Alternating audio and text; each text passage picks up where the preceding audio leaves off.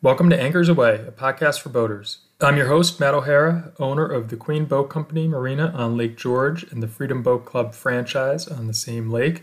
We've been doing the boat club for quite a while now and have several years of marina ownership under our belt, offering full service department, ship store, fuel dock, storage, dock space, and all the marina amenities you would come to expect. Each episode features an in-depth conversation with a boating expert or industry leader talking about their life in boating and some of the exciting things they're working on in the marine industry. We cover boating tips, tricks, the latest in technology, and many other things boating. Our goal is to inspire you to get into boating if you're already a boater, to improve your boating experience, and if you used to be a boater, to get back into boating and stay on the water longer.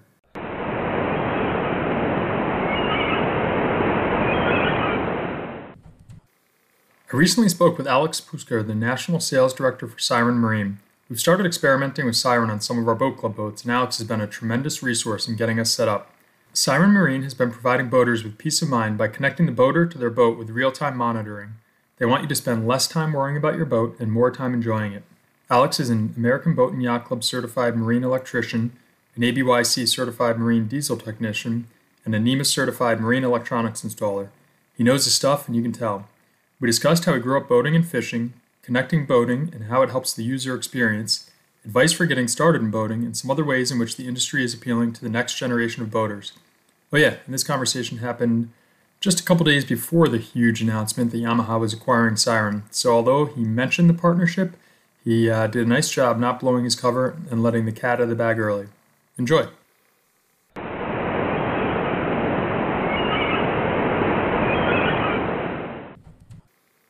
Yeah, Alex, thanks a lot for joining me. I know we're kind of getting you at the end of a busy travel season with a little bit of a lull before you get back into the swing of boat shows. So appreciate you carving out a little time for us here. Yeah, Matt, thanks for having me. I appreciate it.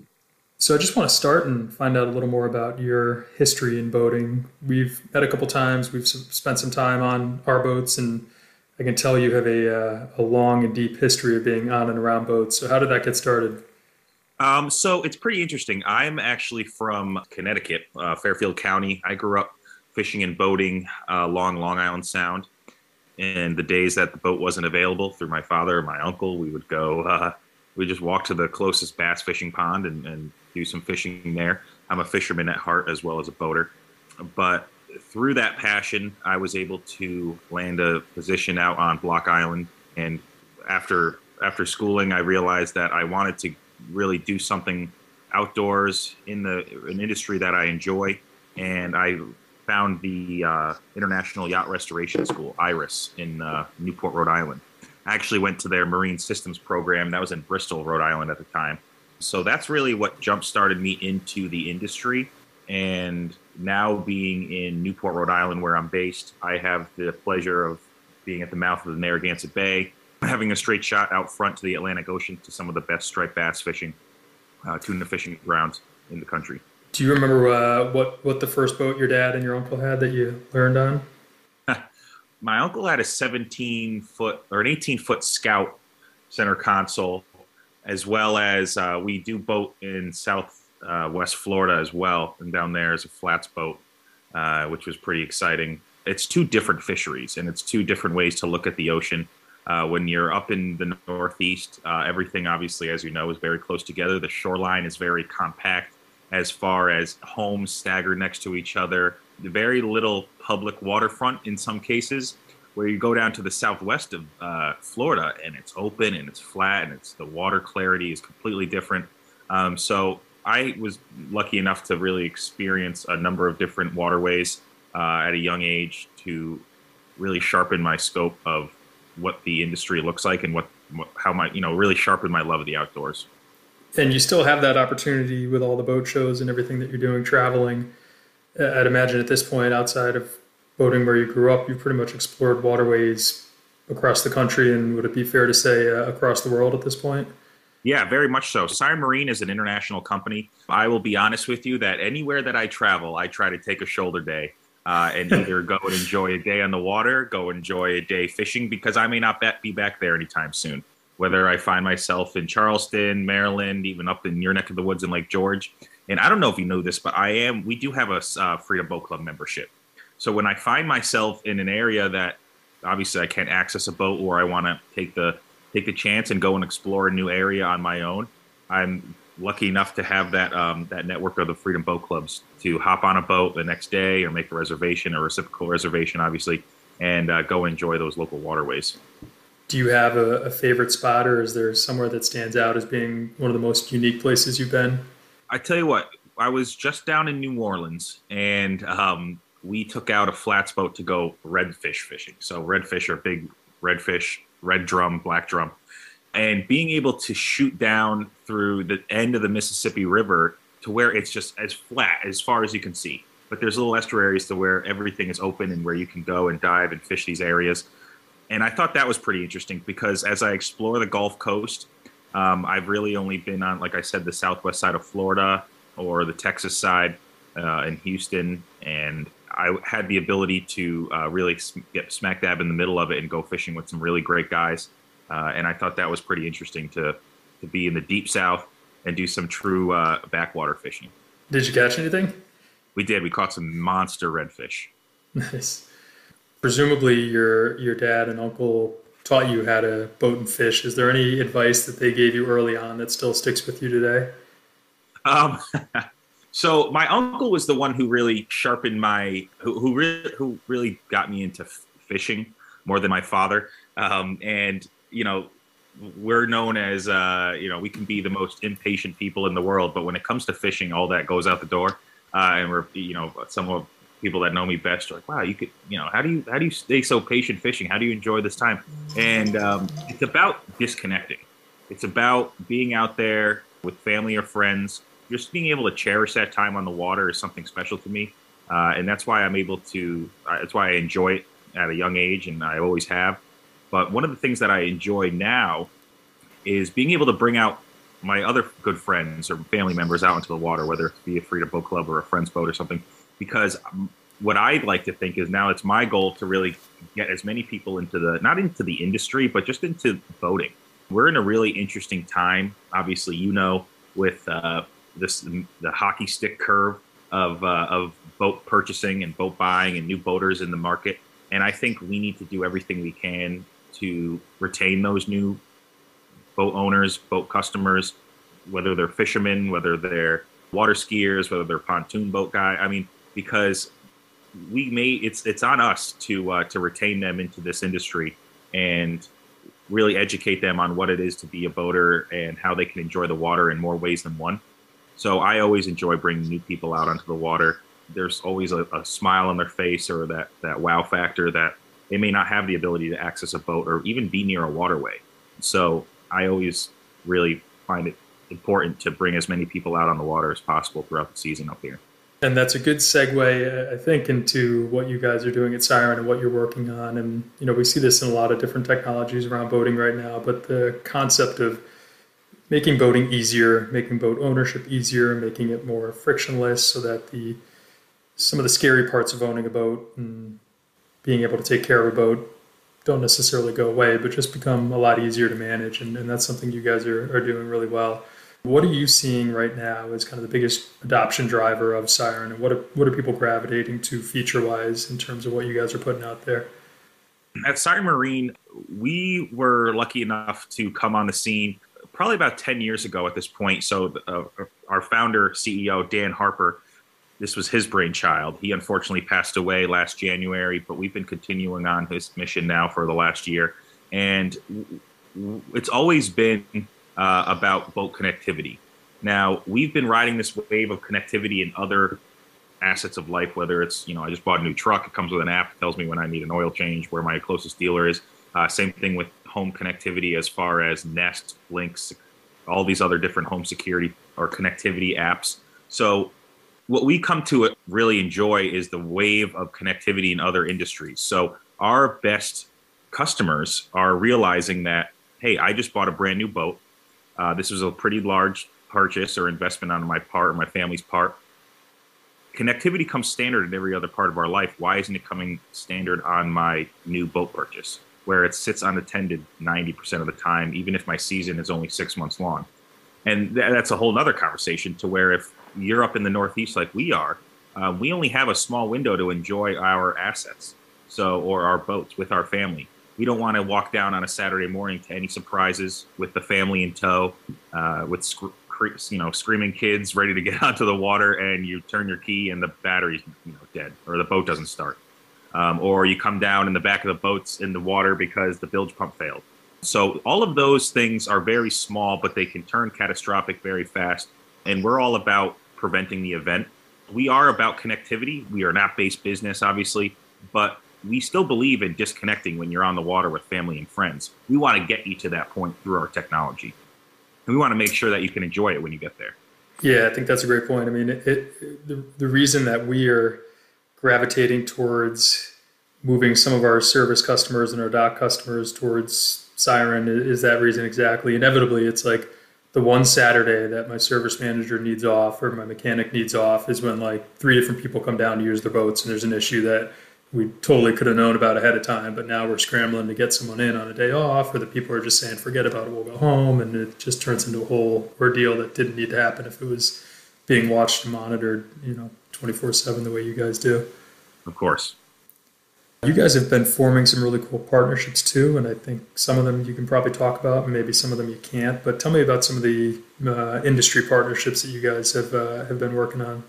With our app-based platform and with that mixed with our hardware applications, we have a really solid business plan for OEMs specifically to enroll in our technology and white label our product to their customer base or to their brand.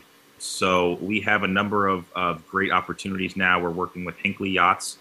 We're working with Riviera Yachts, where they're actually using our platform, but in a environment that's labeled Hinckley, in an environment that's labeled Riviera. So the customer experience is streamlined through that boat builder and through that brand, and we're simply just the IoT provider.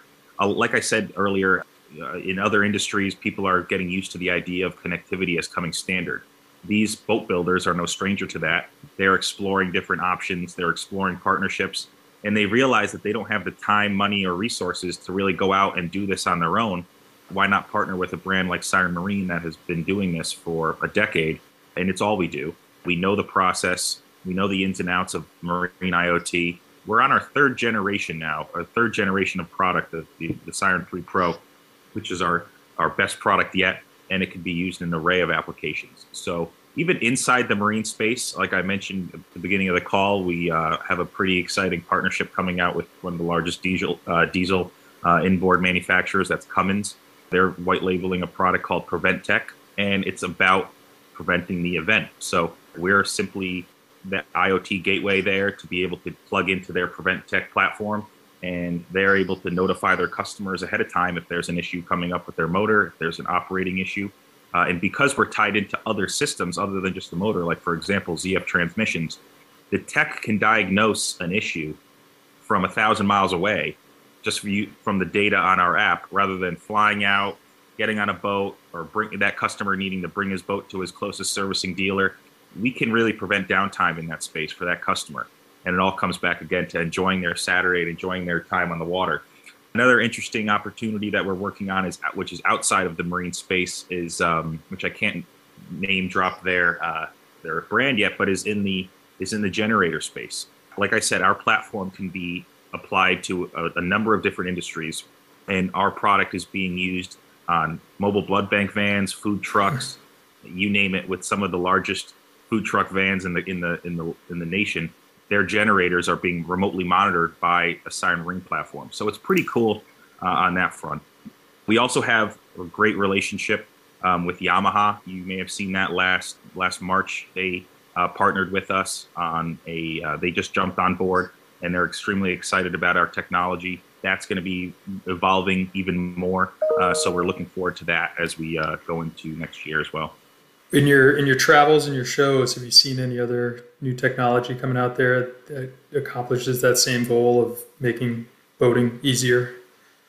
Yeah, no, very much so. I mean, in the IoT space, we've seen it. I remember at our first, or I should say second or third year at the Fort Lauderdale Boat Show, Miami Boat Show, there was an aisle of connectivity solution partners similar to ourselves, and now we're the only ones left.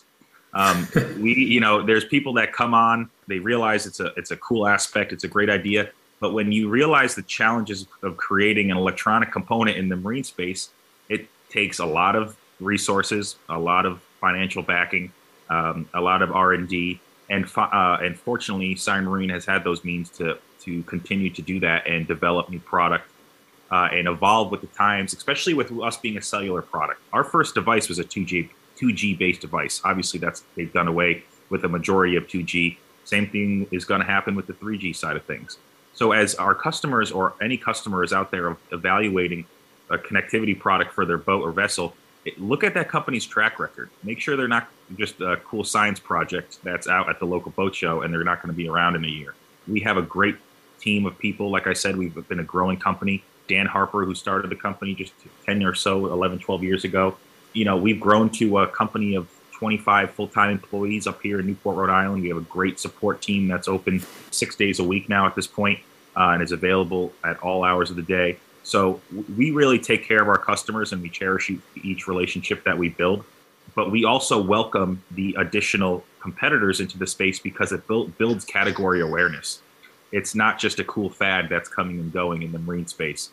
So we're here to stay. The technology is here to stay. And you'll be seeing some really interesting announcements coming out that is really going to just make our foothold even stronger for the next couple of years. Okay, I guess I would consider this a brand agnostic question because you probably don't want to say brand because you're trying to work with a lot of them, but give me a sense of Alex's dream boat in 5 years, style, type, what it's equipped with. That's a great question. Like I said, I'm a fisherman at heart. I'm a Northeast fisherman at that point. So just a big center console. I would probably go with a 39-foot contender, maybe trip Yamaha 425s on the back of that puppy to just get me out the grounds and back in no time. As much as I am a fisherman, I want a boat. I enjoy a boat that has a little bit of both family features as well as hardcore fishing features. And that's what I've enjoyed, to be honest, about the Freedom Boat Club fleet up here, those Cobia 24 Cobias, because they're fishing machines, but they also have the forward seating and the back bench to where if you're not going to be doing, fishing, or if the girlfriend or the wife wants to come out, they can enjoy a day on the water without just trolling lines all day long. Nice. When you bring all these new people out on the water and they get the bug and they get excited about boating and they say, okay, I love it. Now what? What's your first step to tell them in terms of getting involved in boating? Well, I mean, as much as I would love to say, hey, go buy a boat, because I want to go on that boat with you. The truth is that, I tell them to explore other options. There's a number of other options rather than just dropping $7,500, $25,000 on a new boat, similar to what you guys are running up there in Lake George. I'm a proud member of it. There's other brands that are doing it as themselves. So not even just like a Freedom Boat Club, but there's other brands and as OEMs that are building boats specifically for the rental application or the rental market. So I would say that the industry is paying attention to that. They're opening their arms to new boaters. And I'm not just saying like inexperienced boaters, first-time boaters, I would say, to where they're making the creature comforts of a boat more attractive to a first-time boat buyer. So there may be things that they're looking for, whether it's forward seating, or it's a captain's chair with armrests, or it's a cup holder here and a wireless iPhone charger.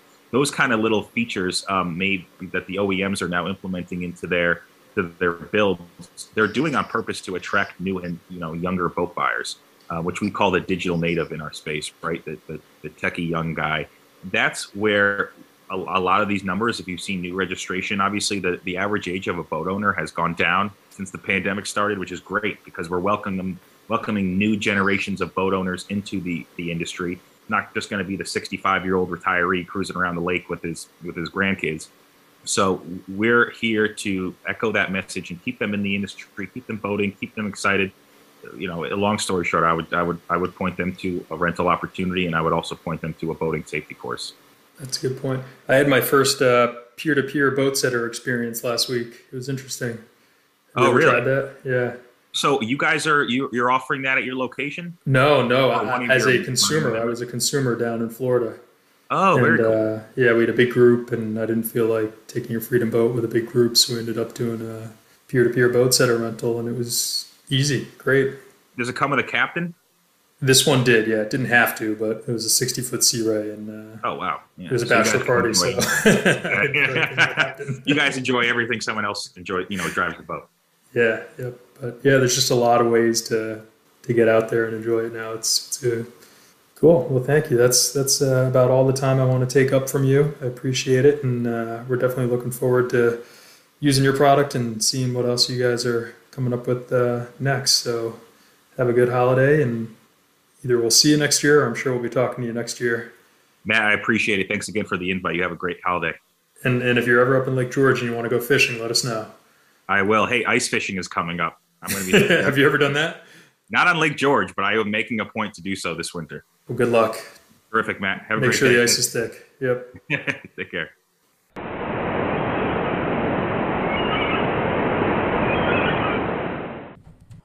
Making boating easier, frictionless operation, lowering the barriers to entry, reducing the average age of the new boater. These are all goals that you're constantly hearing different companies in the industry mention, and they're all trying to be accomplished through the development and introduction of new and exciting onboard technologies. Connectivity is a major part of some of the largest marine companies in the world's strategy, including Yamaha and Brunswick. We're also used to living connected lives and expect that the things we use will play along. Our cars, our security systems, our fridges, all of these and other Internet of Things enabled devices that make our lives easier are getting more and more ubiquitous at home and at work, and hopefully more soon on the water. Siren Marine's been at the forefront of this, and we're looking forward to seeing their continued development, particularly now with the backing of Yamaha and the resources behind them that Yamaha will bring. And I think the sky is the limit for Alex and his team, and again, look forward to seeing what they come up with next. Until next time, happy boating.